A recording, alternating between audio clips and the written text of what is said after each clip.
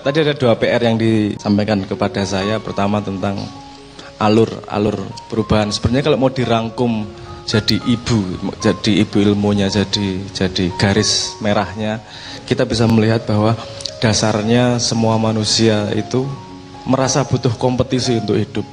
Jadi selalu ada kompetisi, dan ekspresinya tiap berhadapan dalam berkompetisi itu berbeda. Nek biyen perang, bacok-bacokan.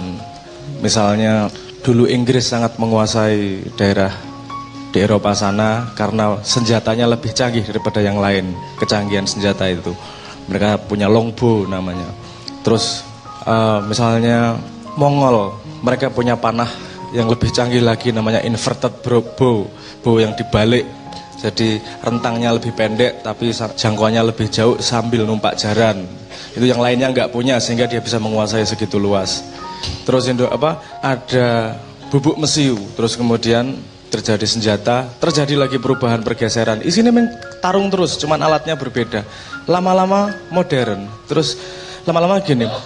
Ya tadi saya nyambung ke Van Deventer itu tadi, Van Deventer. Lama-lama para penjajah ini mikir juga, nek perang ki harganya mahal ini. Aku ono sing mati, musuh ono sing mati. Piye carane aku bisa menguasai tanpa membunuh? Karena nek ora tak bunuh mereka bisa jadi pekerja. Mereka malah bisa alus carane menaklukkan.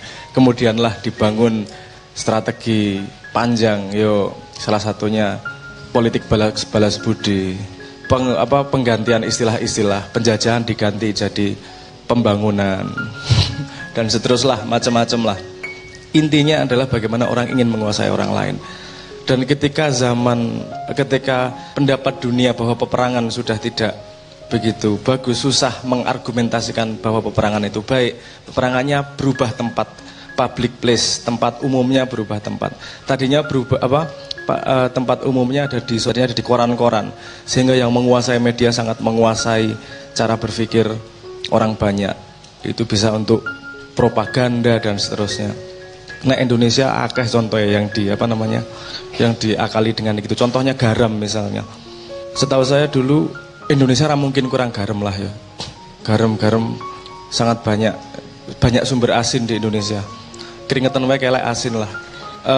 Kemudian ada garam itu harus beriodium. Tapi kemudian bukan para petani garam diajari cara menambah iodium. Dengan isu itu ditariklah garam beriodium dari luar negeri. Banyak banget gitu. Saya bisa ngasih contoh beras, sekarang lagi rokok kretek dan seterusnya. Jadi bagaimana kekuatan propaganda awal-awal tersebut untuk masuknya kekuatan penguasaan ekonomi. 4 sehat 5 sempurna misalnya. Anda masih ingat 4 sehat 5 sempurna? Rumus dari kesehatan ini 4 sehat 5 sempurna. Ini sekarang dibantah sendiri. Susu ya ora penting-penting banget kok. Di dunia setahu saya, di Amerika misalnya, di negara yang sudah maju, Eropa, Amerika, iklan susu udah nggak boleh.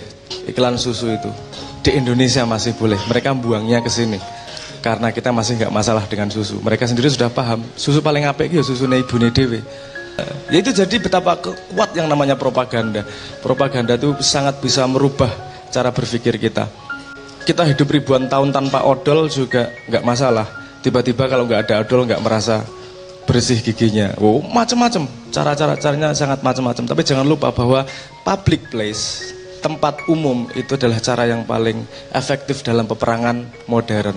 Nah sekarang tempat umumnya berubah menjadi sosial media. Di Indonesia kalau Anda melihat 10 tahun ke belakang, banyak banget majalah yang mati, banyak banget percetakan yang sudah ditutup bahkan dari penerbit-penerbit besar karena semua lari pada cara komunikasi yang baru yaitu internet. Saya menyambung kedua, bagaimana menghadapi itu semua? Menurut saya sebenarnya Makyah ini yang dibawa Makyah ini bisa menghadapi itu semua karena Makyah mengajari kedaulatan dalam diri manusia. Bukan mengajak kita bersama-sama menemukan kedaulatan dalam diri manusia. Karena manusia yang daulat itu akan susah dipengaruhi hal seperti itu. Dia bisa menyaring, tidak gampang menyimpulkan, bisa menata dirinya. Dalam dirinya tidak hanya aktor, tapi juga sutradara yang mengawasi dirinya dan menertawakan dirinya sendiri. Saya pernah membuat sebuah lagu yang dibawakan oleh sebuah band papan atas. Lagu itu judulnya gini. Lagu itu judulnya Memiliki Kehilangan. Memiliki kehilangan, intinya gini. kalimat kuncinya gini, kehilangan hanya akan ada jika kau pernah merasa memilikinya. Wong ngomongnya, wah ini dapat inspirasi dari mana? Sederhana aja nih, bukan inspirasi ruwet-ruwet. Suatu hari ayah saya mendapat hidayah dan memberikan saya handphone yang canggih. Hidayah gue nyatakai handphone. Wah, seneng kura karwanto. Asem tuh. Karena saya dulu sama Cak Nuntir angel urusan handphone HP dan segala macam. Saya cobaan niki ngono. Terus aku ngomong, suarane elek ya. Anak pengen suaranya apa itu kutip aja gue handphone. Asem salah. Gambar layarnya elek, layarnya apik tuku TV rasa gue waduh susah tau. Rumet gue dadi anake Cak Nun. Terus baru jadi oke lah. Jadi makanya kenapa saya sebut hidayah. Suatu hari saya dikasih handphone, sumeneng aku rek. Belum sampai seminggu ketinggalan neng ATM rek. Aku ki deg-degan antara sedih karo wedi dikampleng. Jadi rodok aduh asem piye iki yo. Tapi saya ngompot aku sedih, saya tak analisa. Nah ini sutradaranya bergerak nih. Hatinya merasa sedih, tapi ra trimo sutradarane. Di atas, ngopo ya aku sedih yo. Tak urut ke belakang. Aku lahir nggak pakai handphone. Sampai SMA nggak kenal yang namanya handphone. Baru kemarin punya handphone. Belum sampai seminggu saya punya handphone. Kemudian balik ke tidak punya handphone lagi. Kok aku sedih ngopo toh? Nggak daulat banget saya. Ternyata saya kemudian memutuskan, iki sedih bukan urusan handphone hilang kok. Ini sedih yang saya sedihkan adalah kebiasaan baru yang saya ambil. Tadinya nggak punya handphone ora masalah. Baru gue duwe handphone, baru gue balik ke tidak punya handphone lagi. Kok hatiku sedih, menderita. Lemah temen rek.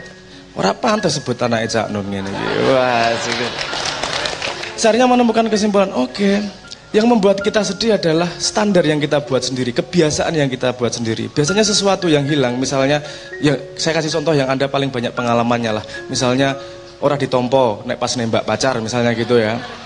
Anda kan pernah mengalami itu. Putus misalnya gitu. Terus hatinya sedih banget. Menurut saya bukan urusan putusnya karena dari wong mulai ra duwe pacar kok. Duwe pacar 3 minggu baru gue diputus karena konangan ratu adus misalnya. Itu bukan masalah kehilangan pacarnya, tapi karena hatinya sudah berpindah kepada merasa punya pacar, terus susah balik lagi pada kebiasaan yang lama. Ketika kita sudah biasaan nggak punya pacarnya sudah berjalan, sedihnya hilang. Jadi sedih bukan urusan memiliki tidak memiliki.